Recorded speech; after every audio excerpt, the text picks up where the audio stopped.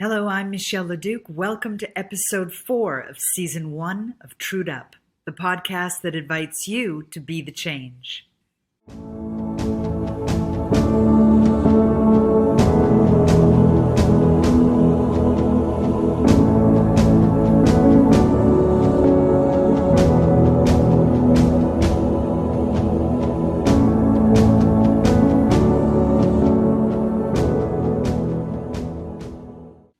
In his letter from Birmingham jail, Martin Luther King Jr. wrote, "One has not only a legal but a moral responsibility to obey just laws. Conversely, one has a moral responsibility to disobey unjust laws." Today, we're walking back time, back to moments in history where people stood up against unjust laws and mandates. Civil disobedience is not new, but history shows us that it can be effective, like women's suffrage, Gandhi's Salt March in India, and the refusal to give up a seat on a bus in Alabama by a young girl named Claudette Colvin, and then a few months later, more famously, by Rosa Parks. These two women simply sat down to stand up, affirming Martin Luther King Jr.'s assertion that everybody can be great because anybody can serve. The fact that the first person to refuse to give up her seat is all but forgotten, and the second is remembered, is in and of itself an interesting lesson. In an interview with Liam Sturgis, the author of A Citizen's Hearing Examining Canada's COVID Response, he explained to me the concept of the first follower. As an example, the first person to get up and dance by themselves at a party is often ignored or even ridiculed. But the next person, the first follower, validates the first and cues the rest that it's okay to join in. It's not the person in front that creates the tipping point. Each one of us has the potential to be that follower and make that difference. Walking back just 2 years, a Canadian veteran put on his uniform and publicly declared that he could no longer stand by and do nothing. After serving his country, James Topp knows what it is to sacrifice and to obey orders. And so it was with great forethought that he made his decision to oppose medical mandates in uniform, a decision that came at great personal cost. James announced that he would march across the country to raise awareness about unconstitutional mandates. And so it was that on February 20th, 2022, James started walking, and thousands followed. On the final day of the first part of what became Canada Marches, I joined many others and walked into Ottawa to peacefully protest. My experience shifted my understanding of those who serve in the military. James and his fellow veterans set the tone for the most dignified demonstration I'd ever experienced. On one of our stops, he spoke to the growing crowd of marchers and said, "You will maintain your dignity because that's what Canadians do. Calm, quiet dignity and inner strength. That's what we have. That's what we share. And it's not easy, but I believe in you." Today, we walk back to July 2022, when I was still figuring out what TruedUp would look like, but feeling that reserved but buoyant energy of marching with James Topp and his group. Here's our conversation. Okay, great. So first thing, thank you very much for this. It was really... Yeah, you're welcome. It was a great experience. I don't know if I wrote an article about my experience marching with you to Ottawa and what that was like and how it was different from other, protests. And the sense of security and camaraderie and what's the word? Cohesion. That it was really well organized, but also the spirit of it was great. So it was really I thought so too. Yeah. I'm glad you were there.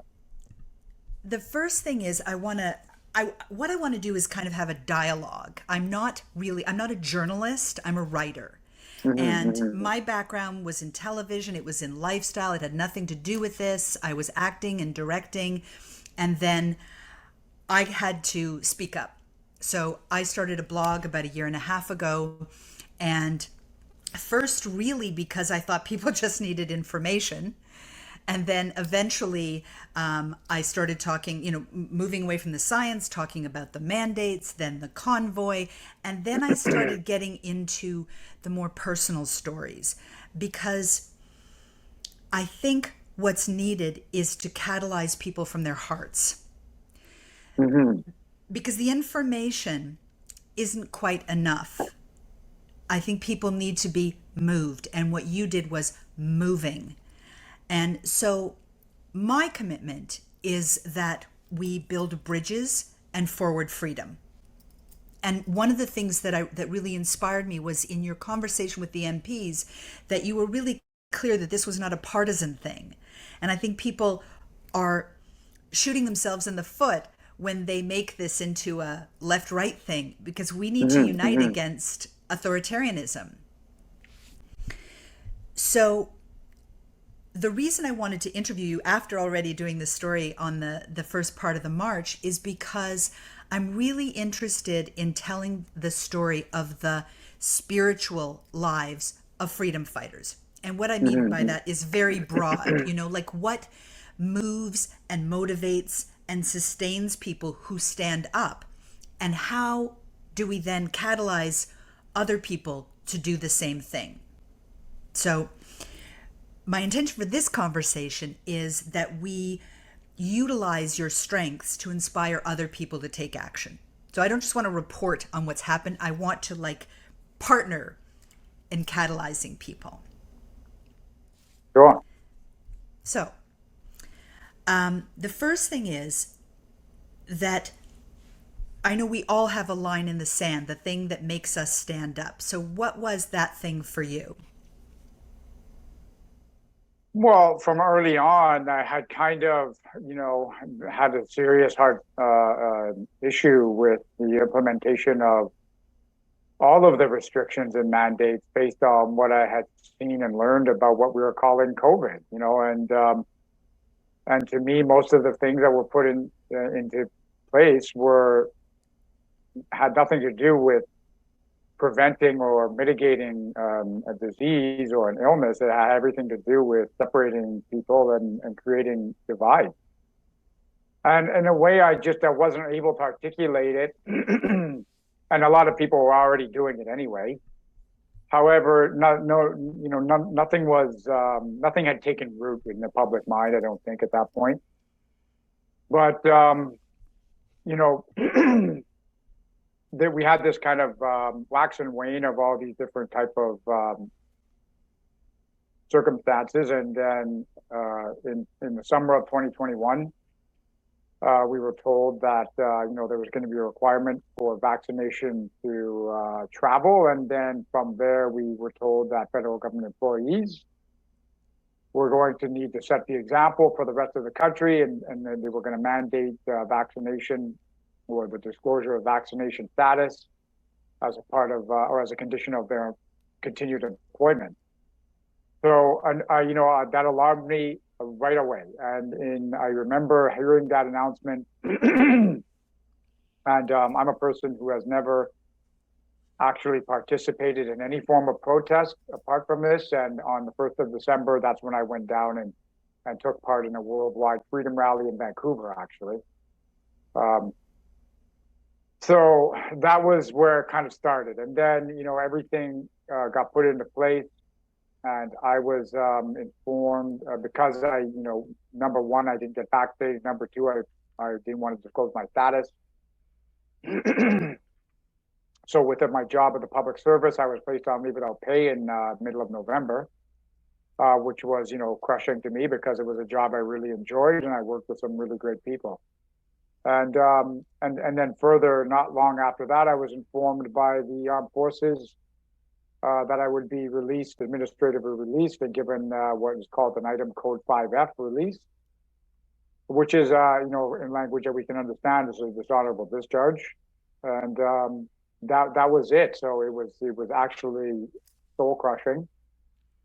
And that's when it started for, when I was personally affected by the implementation of all of these measures, mandates, and restrictions. And, it was a difficult thing to work through and live through, given the mentality of people, was just, to go, including in my own family, right? Go along, get along, you can't fight this, so forth, so on.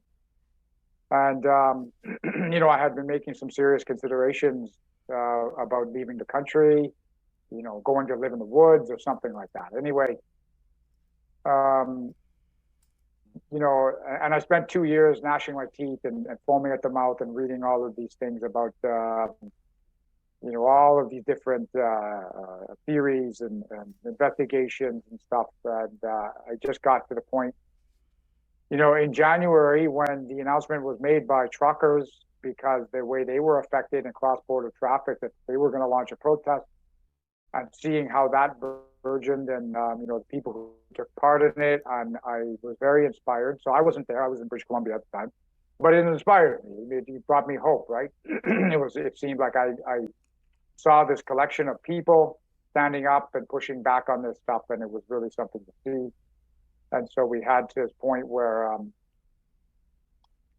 we got into the heavy-handed approach that the government took with those protesters, and that they decided, instead of kind of negotiating or listening or participating in any kind of discussion, they just decided to implement an emergency act and disperse the protest, and furthermore, to insult them, vilify them with the use of their partners in the corporate media, and do these kind of actions that, who would have thought that we would have a government now that is actually freezing people's bank accounts? It was absolutely shocking to me in almost every way, shape, and form. And so that was pretty much it for me. I mean, I was like, I, as a federal government employee, and so, and furthermore, a member of the armed forces, that doesn't make me anyone's servant. I'm serving the public because of the people, not because of the government, right?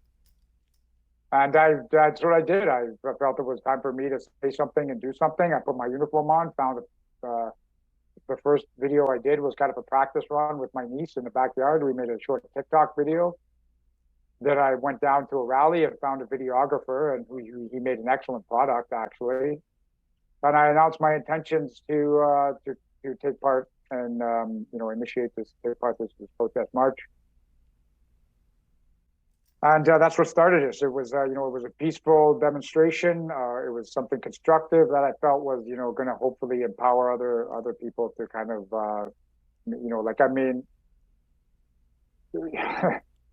it's not something, being in this situation now and looking back on the past 4.5 months, I mean, it was not something I ever saw myself doing by whoever thought that we would be in this position as a nation. And, most of the reality of what we're facing is just unacknowledged by a great many people. It's just shrug of the shoulders, apathy, complacency, and all the things that we, that are just kind of allowing the situation to continue. And I just, that was it. I saw all of this happening over 2.5, well, at that point, 2 years, and I decided now was the time. That's, there's a couple things you said that I want to touch on. So one is you talked about like 2 years of teeth gnashing, right? And I know so many people are there, but what was the thing? Like, how did you overcome that? Because I think so many people are just shaking their heads and going, yeah, this is terrible, and getting on with their lives. Like they think it's not their job to do it. What was the thing that had you step over that? Well, I would say it was the level. It was the level of personal suffering that I experienced. I mean, when I got to this point where I have been around the world. Okay, I've seen a number of different conflicts in different parts of the world, and you get to this point where at some point you realize it's an endless cycle. You're gonna have a conflict. There's a one side lashes out against another side, and that side lashes out back, and then it never stops. And so you come to this conclusion, like in an eternal level, where you realize that there's, mind you, I'm fairly pragmatic and unimaginative. So I just, I don't know, I'm not the type of person that's going to continue to just, not look for solutions. How do I put it? Like, I mean,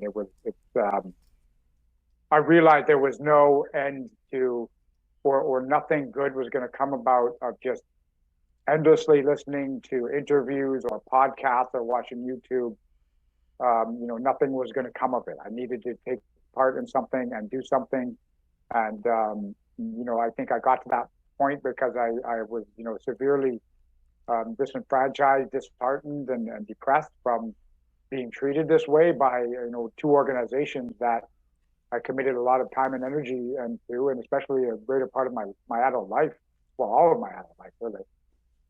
So I think that was it. It was, and then realizing that I wasn't the only one. I wasn't the only one in this position. There was lots of other people who were similarly affected, and that was, I decided that as well. I had gotten employment in the period of time between November and February when I decided to do this. And I just was seeing the Canadian public from a different vantage point. As a member of the Canadian Armed Forces, as a government worker, you are kind of insulated in a way. And when you join the private sector and you're just have this different sense of being a part of this group of people who they work hard. And the fact is, I had always known it, but it hit home to me that it was the Canadian public paying their taxes and living their lives is what enabled me to have a successful career in the armed forces. Yeah, there's a few things, because as I said, I'm listening for that thing, or those many things that separate you from the people who aren't standing up, right? That's the thing I'm really interested in. Well, I think I would just stop you there because there wasn't any one thing. There wasn't, yeah. It was it was a minor, it was like drops in a bucket. Let me put it that way. It was the accumulative effect that led to a kind of this act, right? Like, I mean, I think that I don't know how to say it. Like, I don't know how to put it. There wasn't one thing. There wasn't a twig that broke or a camel or a straw that broke. Well, I guess it was a kind of straw, but it was a number of factors that all came into effect. And, it was just recognizing at the end of the day, I know what's right and I know what's wrong. And this is wrong. To coerce people into participating in something they probably would not have done so by telling them that they're not going to get paid or they're going to be losing their jobs, that is wrong. And I'm going to say something about something that's wrong. So, two things. What is the source of, what is your source? Is it a principle? Is it a belief that has you need to speak out when something is wrong? I'm not really sure. I mean, I have to say that, we're in the armed forces, we went through a growing period and we recognized and start teaching ethics.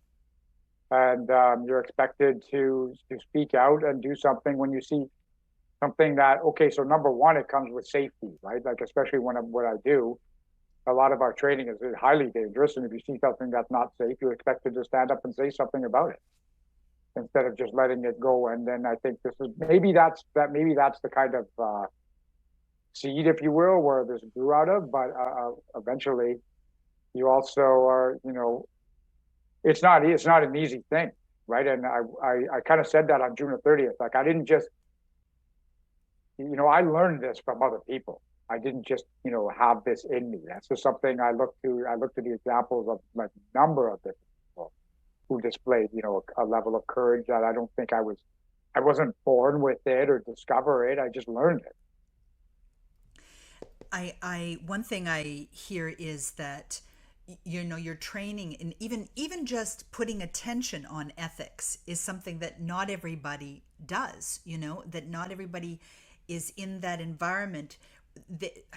I think so many people are in survival mode. They just want to pay the bills. They just want to, like you said, get along.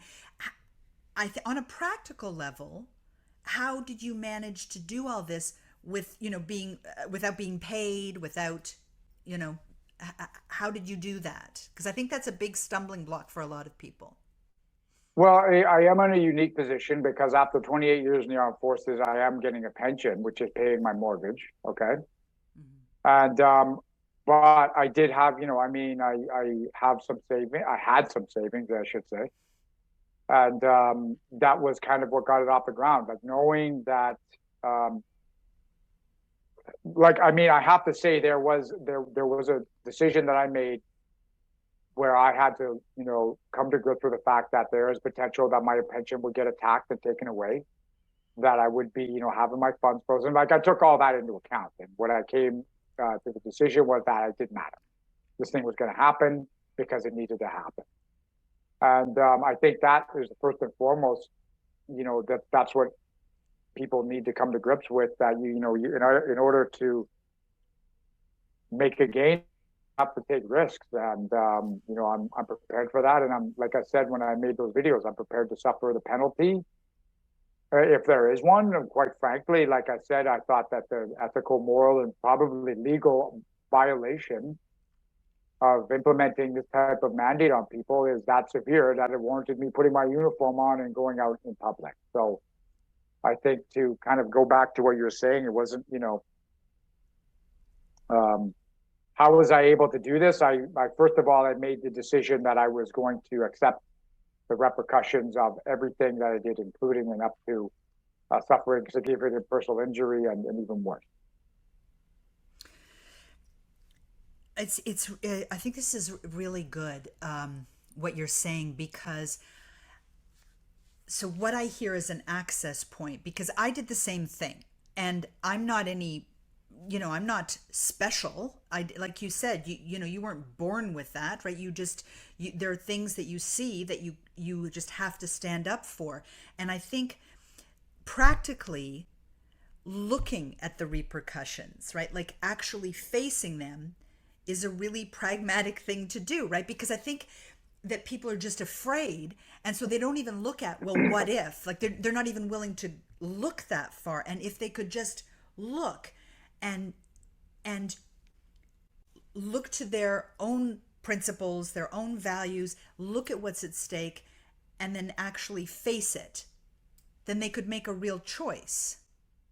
And I think too, what it's actually assessing the actual realities of it, because when I assessed the risk of, okay, losing my pension, well, I had to look at the fact that um, that might happen. But then again, I don't know if you remember, there was an armed forces member who was found guilty of murder, several of them, in fact, and was stripped of his rank and his status, and he's currently in jail.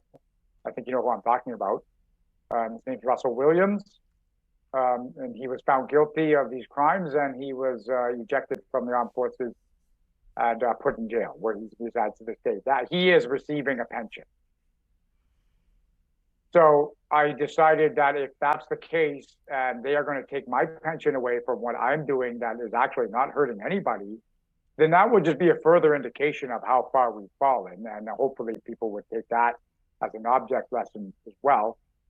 But I assessed the reality of it was kind of, it was likely, but not that likely. So you do a risk assessment on all of these things. Like, what is the reality of being injured? Yeah, it's there, but, I'm physically fit. I'm going to take safety precautions. All of these things, you kind of assess the risks and the realities, and, you account for that too as part of the overall decision-making process. You, in the video where you put on your uniform, which by the way, I had a very similar reaction to than when I first saw the convoy. I just sobbed. So what moved me, it wasn't, it wasn't just your stand. It was that you were afraid and that you were going to do it anyway. Mm-hmm, mm-hmm.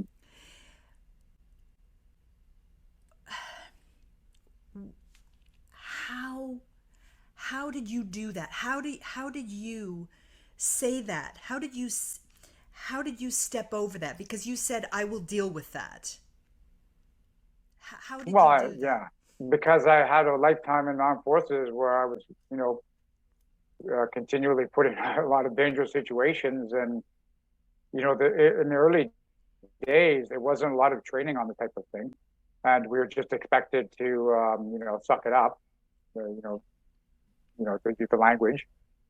But later on, we kind of evolved as an organization, and you realize that fear is something that we deal with. You can't just push it down, and you have to realize that it's a part of who you are. It's what makes you human. So you just deal with it. So in the military, there's a number of different things that you use to come to grips with that fear and make it, work for your advantage, so to speak, or to deal with it. Like there's breathing, there's visualization. There's a number of different psychological tools that are at our disposal now. But there's also exposure, right? Like, I mean, I'm not saying this here as an ego trip or anything, but I've jumped out of airplanes. I've been in combat. I've climbed mountains. Going up to that rally in my uniform and finding a camera to, with all those people in my full uniform and finding a camera to stand in front of, that was probably that was in itself very frightening because I knew that there was going to be, repercussion, right? But at the same time, I felt it was something that had to be done. And I think that's what kind of balanced it out. Like, you know that fear is there. It's something you have to deal with, and you just look what is the fear. How do I put it? Is it something that's gonna, that the fear is not going to stop you from doing anything? It's a feeling, right? And so if you let it stop you, then you're going to be stuck. How do I put that? I don't know how else to describe it. No, it's really good because the first thing I hear is I think most people don't relate to their fear as something separate or something that you can have a say over, right? It's kind of like the fear just grips people and they don't look at it, right? Whereas what I hear is you're going, okay, there's this fear, this is a part of me, and now I have some say over what I'm going to do with this. Absolutely. So that's something practical that we can, share with people, right? Is that you can look at the fear, right? Instead of avoiding the fear or feeling like you are the fear, right? That you can separate it. And yes, you're right.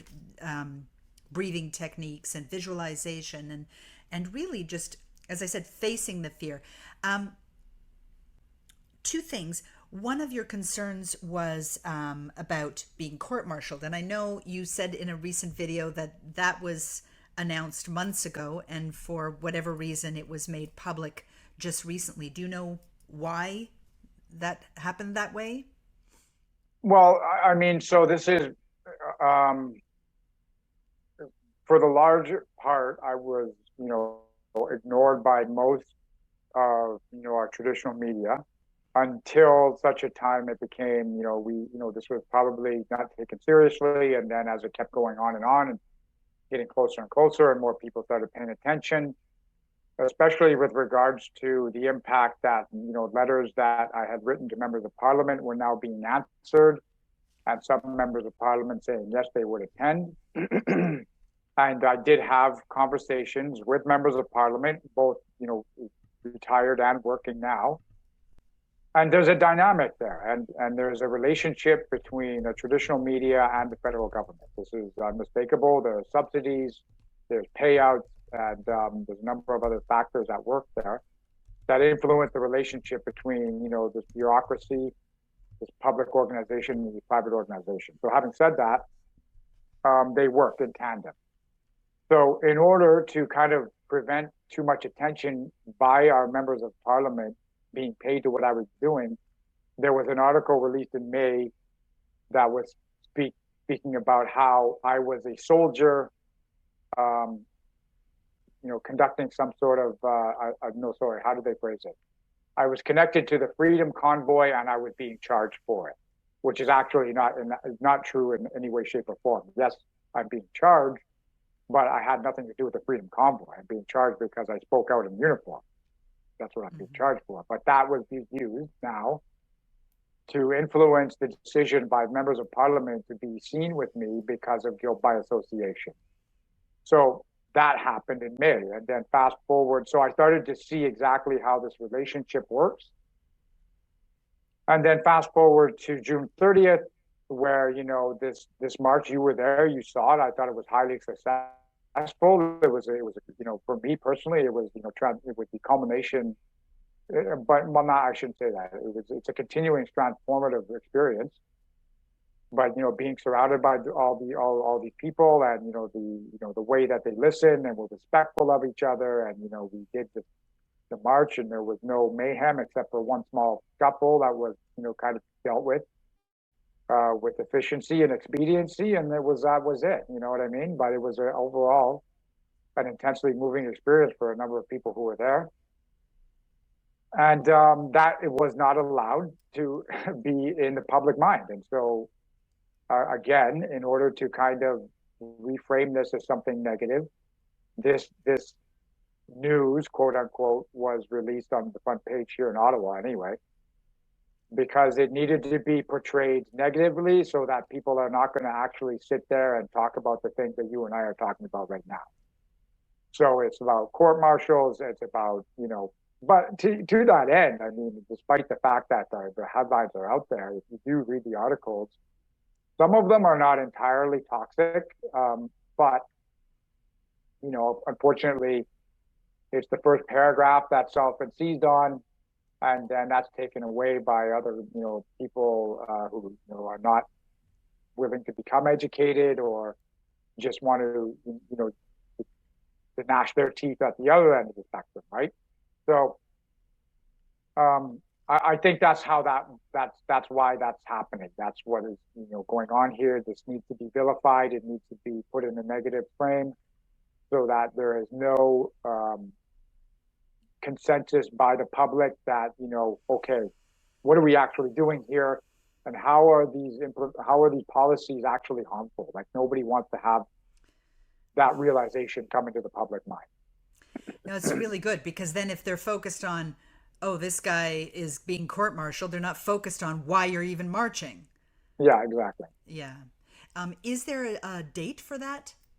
Or is it just... No, and so to that point, this will be a good indicator of what we are up against, you know, as a state, as a nation, and, you know, in our social structure. So I suspect that if this is something that gets expedited in the next couple of months, and we see a date for court martial coming up by the end of the year, then that's going to be an indication that this is something that is highly politicized.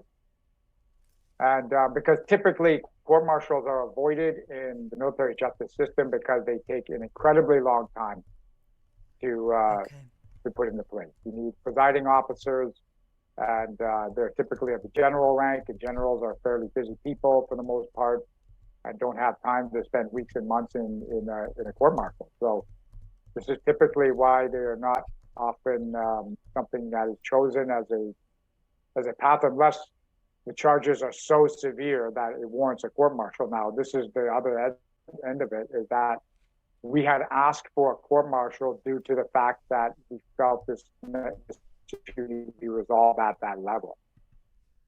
And, you know, so we're getting it. And, you know, like I said, if it's something that's expedited, it's probably politically motivated. And if it's not, it could be months or years before the court martial we get a date. Is there a particular spiritual or, well, let's just leave it at spiritual. Is there a particular spiritual belief or source for you that has you continue to step over your fear and stand for what you believe is right? No, I grew up Roman Catholic, but I kind of, you know, I wouldn't say gave up on the faith, but I mean, I'm not practicing. It's difficult to explain, but the, you know, organized religion is not something I wanted to be a part of anymore. And, you know, I just expanded my kind of understanding of the non-material aspects of our life, right? So how do I put this? Like, I mean, I don't necessarily ascribe to a religion or a belief system. There are certain philosophies from the East that I kind of register with me. However, I believe in me. Like, I mean, I believe in I know what's right and I know what's wrong, and I'm okay with that. Like, I just there was some growing that needed to be done before I came to that, though. I will say, I mean, I wasn't always like this, but I think when it comes down to is that you have these situations that happen in your life, and you come to grips with who you are, and you just become okay with yourself. And I think that's what we have, where we have struggles with ourselves, is because we have this intense dislike of certain aspects of ourselves that instead of working on it, we just hate it, you know. So there was that, you know, just becoming aware of, you know, who I am and what I am, and being okay with the shortfalls and working to improve instead of just turning away from it. So I think, I don't know if that's a spiritual system or not. It's just, personal development. I think it absolutely is. And what I hear is your courage to face yourself, to face the things that you didn't necessarily like, the courage to grow in yourself is also the practice for the courage to stand up. You know, like it's not like you don't all of a sudden stand up if you've done absolutely no work on facing your fears. Do you know what I mean? What I hear is that there's like a lifetime of practice of facing things head on, right? Things that scare you. Yeah. But I mean, I will say that there's a lifetime of practice, but you know, it didn't take a lifetime for me to come to grips with the fact that yes, I'm flawed as a person, but you know, we're not all perfect, and you be okay with it. How do we encourage courage? How do we encourage people to face their fears? Well, you probably set an example for them. I think that was on some instinctual or unconscious level. This is what this march is about, right? It's about setting an example. And I think that's where we got most of our learning from. It's not something you can read about. You set an example, and you have to practice it. And sometimes when I do have the opportunity to speak to a group of people, I will say to them, you know, it's like exercise, right? So when I felt that, you know, when I saw masking, because at the time when masking was implemented as a mitigation measure, I felt that it was extremely questionable whether that was it did anything, and I think the actual studies bear that out now. But I saw a significant harm in having this kind of measure put into place, because of the fact that I did go back to kind of school and educate myself later in life. And I saw, several things. There's a barrier to communication. It cuts us off from, us or from each other in a way that is kind of very subtle. And I was kind of alarmed at it and outraged in that it was something that there didn't seem to be any significant public discussion as to whether or not this should be something we impose on ourselves, right? And I was living in Kingston, Ontario at the time, back in 2020, and we got this was put on us at in Kingston, where I lived. That we were one of the first regions in Ontario to have that mandatory public spaces with masks thing. And I would say that that's where it started for me. Like where I wrote a letter to the public health officer and the mayor and a couple of city councilors. And, even so I can understand, I think that's a part of it too, is understanding yourself and understanding other people. Because I remember writing that letter and thinking, if I write this to my MPP in Ontario, they're going to know who I am. And what if they come after me? And what if this happens? And I had all of these things going through my mind, but at the same time, I was like, well, I don't think we are quite at the point where we have, a Stasi secret police are going to come and kick my door down because I wrote a letter saying I'm unhappy with this policy. And that's kind of where it started. And I encourage everybody to kind of start there. And then it went from there. I wrote a letter and I didn't even mail it. I looked at it and I edited it. And, I finally was, I had this conversation with myself, like really, if I do suffer some sort of calamity because I wrote a letter, then that should be a clear indication that, we're in a bad situation. So anyway, I think that's how it starts. You start small and build, and it starts the same way with that, you practice it, right? And then I'm not saying, go jump out of an airplane, but when you find things that are uncomfortable for you because it's something you never thought you would be doing, then you just, in some small way, try to get over it. I'm here, I'm not particularly extroverted, professional people person, but I just got into it because I had to. And, it was a growing experience. So, that's I would say you learn by example and you practice. I think that's what's so inspiring, certainly for me, about your story, because it was clear to me that you are, you're not somebody who loves the limelight or who wants to be, the speaker or anything like that. And that you did it anyway. That you did it anyway is what's so inspiring. And I love what you said about those small steps, just even writing a letter that you don't send.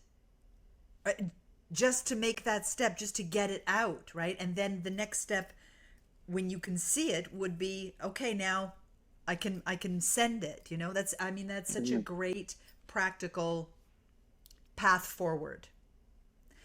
What is it that you want people to do? How do you want people to engage, or what do you see is workable? Yeah, I think we have to get back to understanding each other. And like I said, I was, I have to be honest and look back to myself and the person I used to be, 10, 15 years ago. Maybe I would have been on the other side of all of this, and just, but I think, we have to kind of understand ourselves. And then when you have that happen, you can understand other people, because I don't just, I realize how emotional this is, and I realize what a hot topic it is and how divisive it is. And so when I am, which I have to say is fairly rare, despite what you might think for all this reporting, the interactions I've had with folks who are on the other side of this, where it has, devolved into something negative, it's so rare I could count it on one hand. You know what I mean? And but I understand. I understand why they would be this emotional, and I understand why it creates this tension and anger. So that's, I think, is the first part. Is you understand yourself, and then you understand other people, and that gives you the ability not to respond in a way that just perpetuates the cycle. How do you do that? Because I think that's a fear of a lot of people, right? Is to have a conversation that ignites somebody, right? So on those handful of occasions, how do you handle that? Well, you have to stay calm. That's that. And then you kind of have to let them. So I did use the box too. And typically, if you're boxing somebody and they get very angry and they have all of this energy and there's all this flailing about, and you have to be careful and stay out of the way, but they burn themselves out incredibly fast. And I think that's part of it, right? You have to kind of let them expend their energy and get it out of their system. And then once that happens, when you have an opening, you just try to ask them if they want to understand your side of it. And if they're willing to do that, then you're making progress. And if not, then you have to let it go. And that's what I had in one instance. It only happened really, most of the folks who had something bad to say were saying it from a moving car, um, and screaming something unintelligible out of a moving car window. And then the ones that did were kind of like in close proximity. And I distinctly remember this was in Winnipeg. There was a gentleman.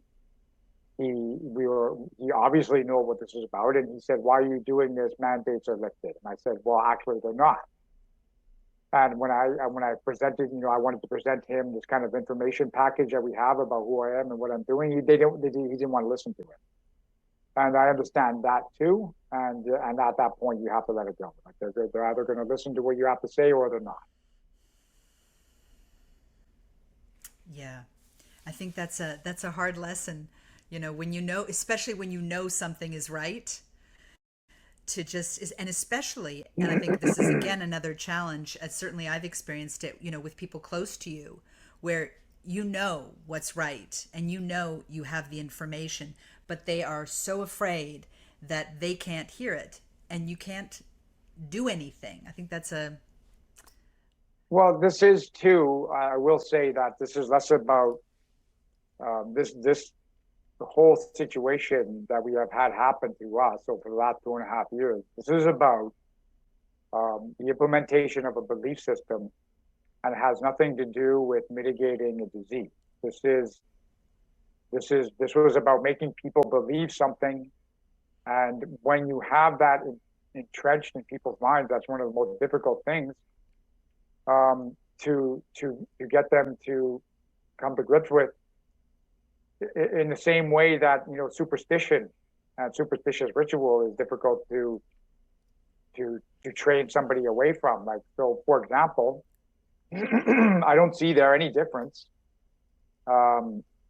between masking and wearing a clove of garlic around your neck, to be perfectly honest. Like, I mean, I would go so far as to say the garlic is probably going to do you better than the mask. So the fact is that it's ritual now, and that is difficult to train people away from. And it has more to do with belief systems than it has to do with having a informed and educated discussion. So how do we train people away from that? Like I said, it's probably going to be one of the most challenging things we've ever had to do. But until it's recognized, or that people are able to realize the harm that has been done and find compassion in themselves, then it's going to be difficult. And it's not going to. I never engaged on this thing and did everything I did and continue to do, thinking that this was going to be something where I find a light switch somewhere and then that's all, right?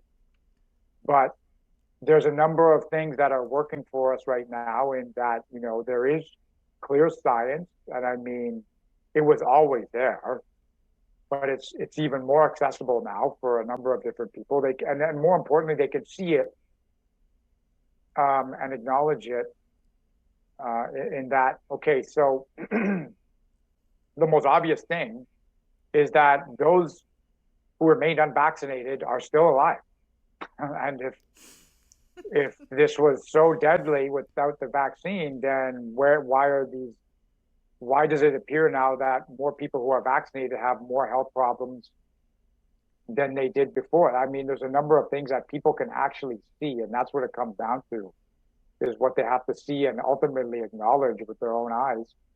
And that's what, we're going to have to just wait until that happens. And unfortunately, we can do whatever we think we need to do, but until they come to this realization, you're not going to wake them up. They have to come to their own realization by seeing things for their own eyes. And furthermore, there's with regards to what they're hearing, like, they can sit here and hear all these crazy things about me, but they can also come and talk to me and see what I'm doing. And there's nothing that I'm doing that is even remotely harmful. So, they may see that and have that kind of realization there and then, or anybody else who has, the ability to see things from a different point of view. And if we can, unfortunately, it's going to take patience on our part. And then until that happens, until we have that kind of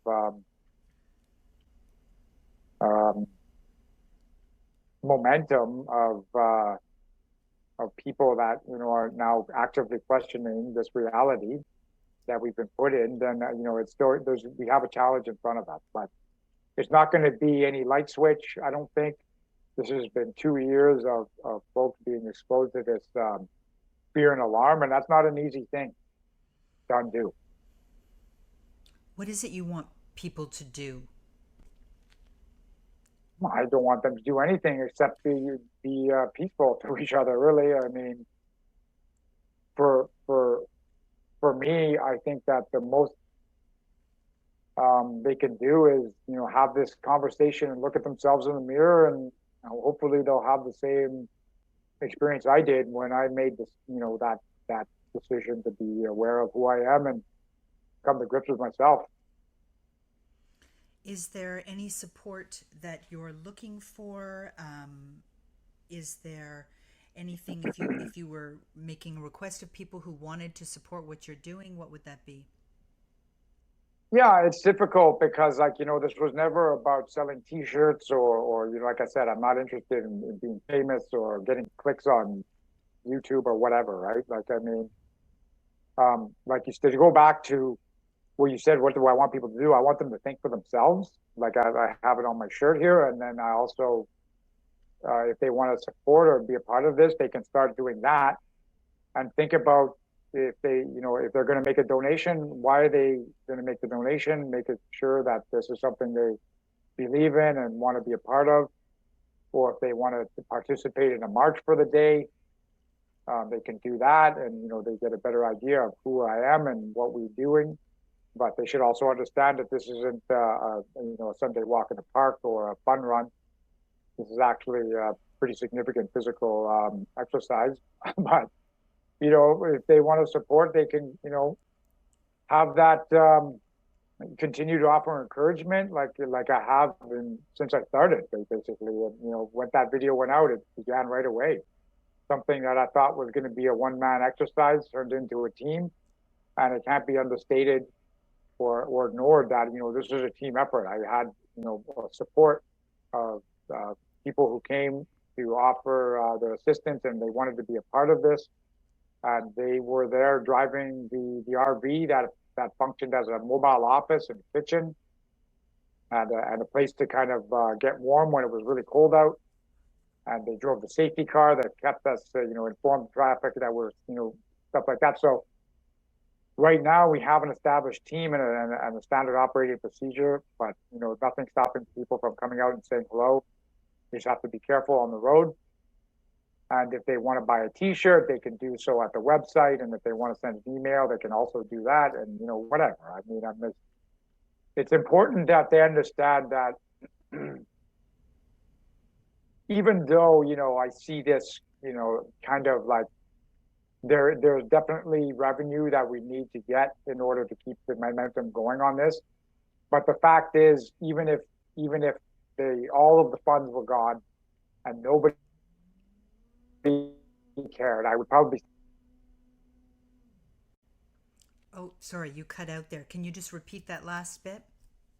Yeah, even if all the money was taken away, or nobody cared, or it was just completely out of the spotlight, I would probably still be doing this because I think that it's for me at an individual level, it's something I need to do as I think it's necessary and it's part of my own being able to look at myself in the mirror and have a clear conscience. The funding, is this all coming from private donations? Yeah. Okay. Yeah, absolutely. And just well, there was a bit of like I said, definitely in the beginning, and to a degree, it's ongoing. The number of folks who have wanted to come and be a part of this, there was an initial kind of outlay of cash, like I don't really have any savings left, and there's a lot of the people who joined in on this Donations helped us into some accommodations and got us some groceries. But they wanted to be a part of it, so they paid their own way for gas and things like that, right? So um, this isn't any kind of a money-making venture, and it never was intended to be. But definitely, the donations come from, and it's really astonishing to see and overwhelming the generosity that I've seen, not just with donations, but like I said, people investing their time and putting the effort into making signs and just being there and to driving like 4 or 5 hours like for folks who came up on June the 30th, right? Like, and that wasn't an isolated case. It was like people knew I was going to be at a certain place and they drove for hours and hours just to come and spend 20 minutes. It was like, it's so overwhelming. Happened from, like I said, the day I started. Yep. I drove from Toronto, so and it was worth all the blisters. So I can also attest to the physical challenge, and that was just half of your usual walking day, but well worth it. I guess the last question I have is, are there? So No, I don't even need to ask that. I think you've already answered it. So, first of all, thank you so much. Thank you for your time.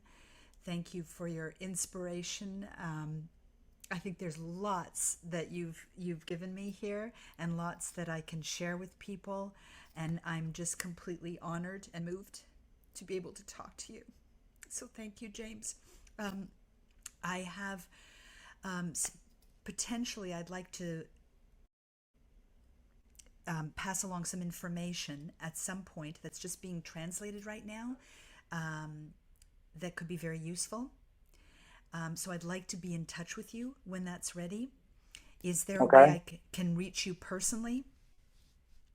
Yeah, I can pass along. I can email you my number.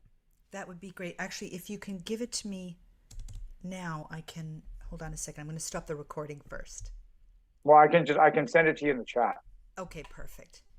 That's perfect. So when that is ready, let me just make sure I can see it. Okay, great. So when that's ready, I will contact you. Yeah. Okay. And in the meantime, thank you. Good luck with the rest of your walk. Maybe I'll be able to join you again, but it was really a privilege and a pleasure. Yeah, thank you, Michelle. Take care. Bye for now. Bye-bye. When I started putting together the first season of TruedUp, I debated whether I should include this nearly 2-year-old interview. But I realized that, unfortunately, it was just as relevant and possibly more important than ever. We are still administering, promoting, and in some places even mandating a known dangerous medical treatment. In some places, we are once again mandating the use of the thoroughly debunked protocol of masking to stop a virus. In the mainstream media, they are still selling a dying narrative that unfortunately many people are still buying. And those responsible for causing so much suffering have still not been held to account. Meanwhile, James Topp has been court-martialed. His personal and professional life was subjected to the harsh spotlight of public scrutiny. He was reprimanded and given a $5,000 fine. But James understood what Edward Snowden said. It's not enough to believe in something. You have to be ready to stand for something if you want change. My top 3 takeaways from James Topp were, number 1, if you let fear stop you, you will remain stuck. There is no growth without courage. Number 2, we cannot respond to injustice or upset in a way that just perpetuates the cycle. We can't use bullying, shaming, violence, or any other authoritarian tactic to fight authoritarianism, because the means are always contained in the end. And number 3, nothing good comes about by listening to endless podcasts unless you use them to do something. Start small and put one foot in front of the other. One small step you can take is to vote with your dollars. Stop supporting the billionaires behind the destruction of our rights and freedoms, as well as our health, by shopping in their big box stores. Start moving the money you're already spending to small businesses, making non-toxic products that support the health and well-being of your family. And this leads me to invite you once again to please join me in the Switch Away initiative. Contact me through gatheryourwits.com and find out how to take this simple step. This is an easy way to true up our values with our spending. And for those of you who would like to earn extra income while supporting this podcast, I am gathering a small team of ambassadors to help others to make the switch. There has never been a better time for us to come together as a community. I'd like to hear your takeaways from my conversation with James Topp, so please do share them in the comments section. And stay tuned, be true to yourself, and remember that we are the ones we've been waiting for.